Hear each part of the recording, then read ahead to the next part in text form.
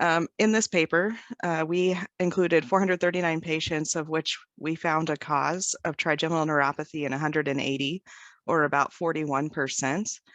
The most common causes of trigeminal neuropathy were either infiltrative or compressive neoplasms or connective tissue diseases. So my name is Sherry Braxick. I'm an assistant professor of neurology at the Mayo Clinic in Rochester, Minnesota, giving a quick summary of our article, Etiologies and Utility of Diagnostic Tests in Trigeminal Neuropathy. What we found is that often these patients undergo a very large diagnostic evaluation, and we think that this evaluation can be tailored to help limit cost and discomfort to the patients. Often when patients underwent an EMG or a lumbar puncture, the diagnostic yield was low. Given the etiologies that we were able to identify, a careful clinical history and examination in combination with an MRI with contrast, as well as laboratory studies for connective tissue disease, may be a very reasonable first line approach that may identify many etiologies on the first attempt. For patients who are diagnosed with trigeminal neuropathy, if diagnostic tests that would be invasive, such as an EMG or lumbar puncture, are recommended, it would be reasonable for patients to inquire if it would be acceptable to delay these tests until less invasive studies such as imaging and basic blood tests are completed first.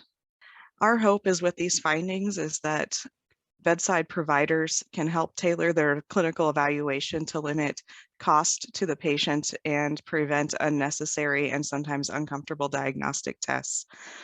As far as next steps after this research is published, it would be reasonable to reevaluate if we have improved clinical practice and cost of care with a cost effectiveness analysis in trigeminal neuropathy patients in the future. We hope that bedside clinicians, including primary care providers and neurologists, find our paper interesting and clinically helpful to them.